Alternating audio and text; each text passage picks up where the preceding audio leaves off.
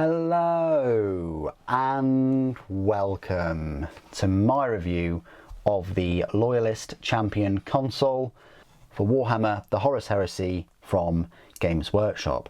Now, one of these models will cost you £27.50, which seems to be the go-to price now. I think they were £26.50, but they've gone up slightly. The kit comprises of 12 resin components. It is an expert kit. It's in the Forge World highly detailed resin, which means you will need to sort of leave the parts in soak for a couple of hours to get that releasing agent off, but the payoff is there because there's so much detail on this model compared to plastic.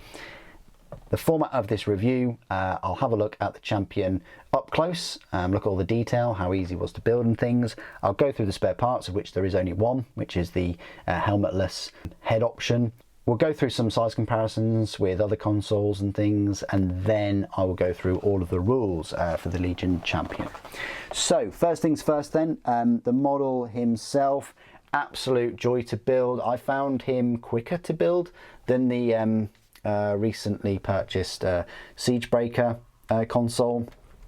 You know, they are both consoles at the end of the day. If you don't know what consoles are, they're essentially Centurions, which are, you know, lower than a Praetor, but they're still in charge of about 1,000 Space Marines and things.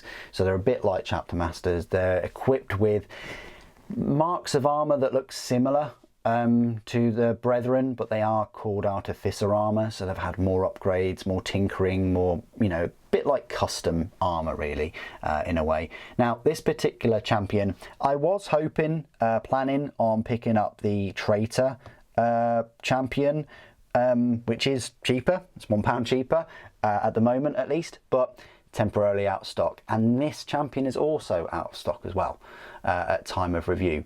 But nonetheless, I was able to scoop him up, and I really like him. As I say, he was fine to build, no issues whatsoever. The sword was straight. You've just got to be careful sort of the amount of glue to put on, especially around the arm, and you know, follow the instructions carefully and put the power plant on last, because otherwise you're going to have an issue trying to put that shoulder pauldron on. I like the Mark 6. He's going to go very well with either my Imperial Fists or my Dark Angels. I haven't decided yet. He reminds me a lot like an Emperor's Champion. I've just recently reviewed Sigismund, and you know, they have painted this champion all black, like an Emperor's Champion with a yellow pauldron, and that's what it sort of reminds me of.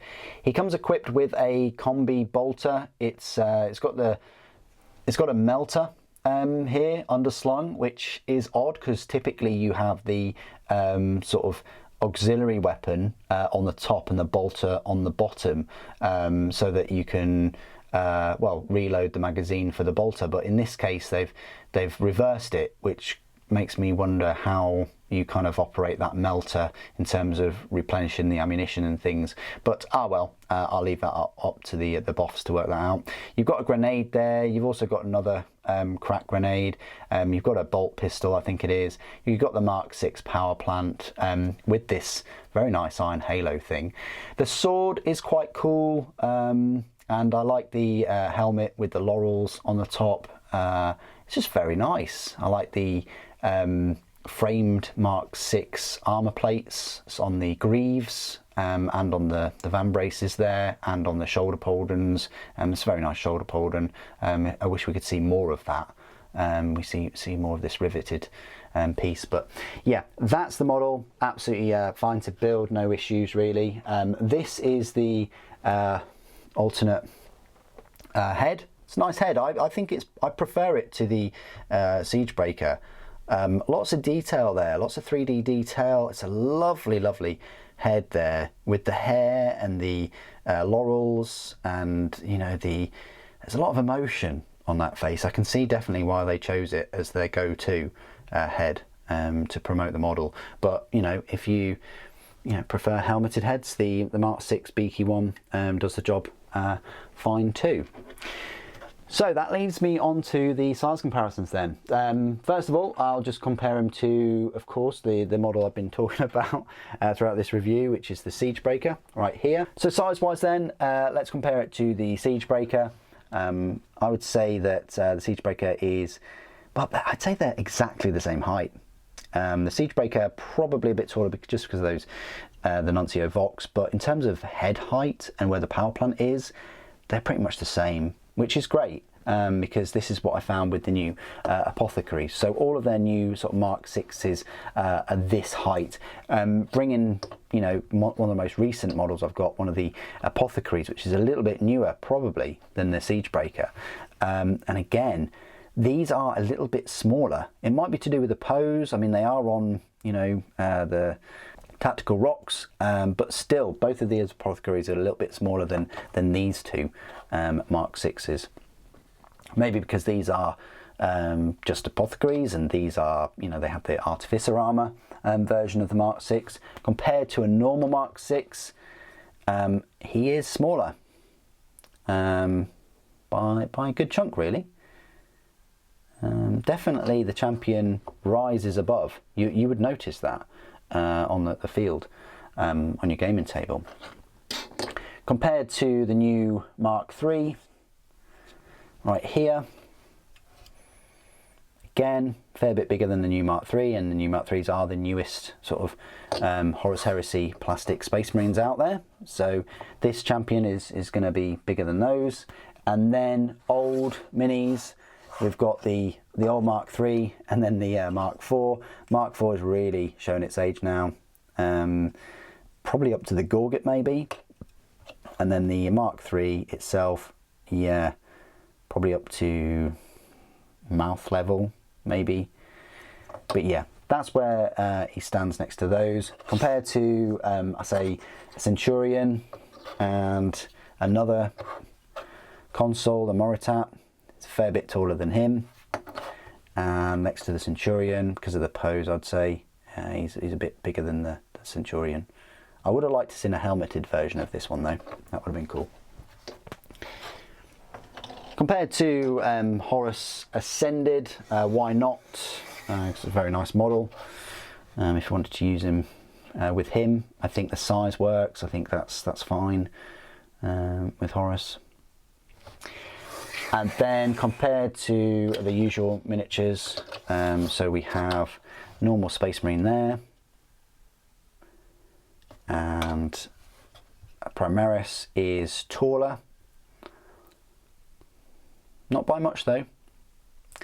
And then Slime Marbo here is probably chest height. So yeah, that's how he stands up. Quite a tall Space Marine, really. They both are. Okay, so this is my part of the review where I will go through all of the rules for the Loyalist Champion Consul. They pretty much follow the rules for the Centurion, which is an HQ choice, and will cost you 60 points, and then to upgrade him to a champion it will cost you an extra 35 points, so it's going to cost you 95 points, not including like the power sword and things like that. So stat line reads movement of 7 inches, weapon skill 5, ballistic skill 5, strength 4, toughness 4, 2 wounds, initiative 5, 3 attacks, leadership 9, and a save of 2+. How does that compare to a normal Praetor? Well, a Praetor of course is double the points, but the Praetor has a better weapon skill at 6 and 1 extra wound at 3, 1 extra wound at 1 extra attack at 4, and a better leadership of 10. Gear wise, the Centurion or Consul has a bolt pistol, chainsword, artificer armor, refractor field, frag grenades, and crack grenades, whereas the Praetor, you know, has that iron halo. So it's getting that 4+ invulnerable instead of the refractor fields 5+. Special rules: Legiones Astartes, independent character. Legiones Consularis, Relentless. The Centurion may take one of the following: Bolter for 2 points, Magna Combi Weapon for 10, Minor Combi Weapon for 5, Volkite Charger for 2, Astartes Shotgun for 2, Nemesis Bolter for 10. May also exchange either its Bolt Pistol and or Chainsword for one of the following: Volkite Serpenter for 2, Hand Flamer for 2, Plasma Pistol for 10, Chain Axe for 5, China Ball Weapon for 10, Power Weapon for 15, Power Fist for 25, Lightning Claw for 15, Thunderhammer for 30, or Board and Shield for 3. May also exchange Bolt Pistol and Chainsword for 2 Lightning Claws at 15 points, and may take one of the following: Combat Shield for 3, Melter Bombs for 10 points, and may take one of the following: Legion Warhawk Jump Pack for 20 points, Spatha Combat Bike for 20, Scimitar Jet Bike for 30. So they're all your options. Of course, mine's got a power weapon, you know, like the power sword and a bolt pistol. I mean, I could upgrade it in a way to a Calibanite Warblade and give him an extra +1 strength at 5, AP3 melee rending 6+ if I wanted, but if I chose him as a sort of standard champion, his special rules, he would increase his weapon skill to 6, which means he's on the same footing as a Praetor, increases his potency against other enemy Praetors, and he also gains the Never Back Down special rule, which is, if possible, a unit that includes a model with this special rule must issue a challenge when engaged in combat, and if an enemy player issues a challenge to a unit including one or more models with this special rule, then a model with this special rule must accept. In addition, during any assault phase where this model begins the fight subphase engaged in a challenge or enters into a challenge with an enemy model, this model and all friendly models in the same combat gain the Fearless special rule until the end of that assault phase. Very nice. War Gear, a Legion champion gains a Paragon Blade for no additional points cost.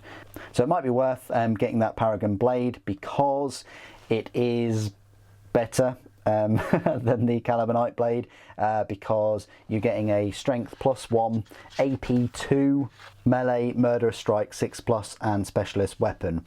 Yeah, that's better. I mean, it's the same strength, but the AP is better, so it means he's going to be better at cutting down, as I say, more foes.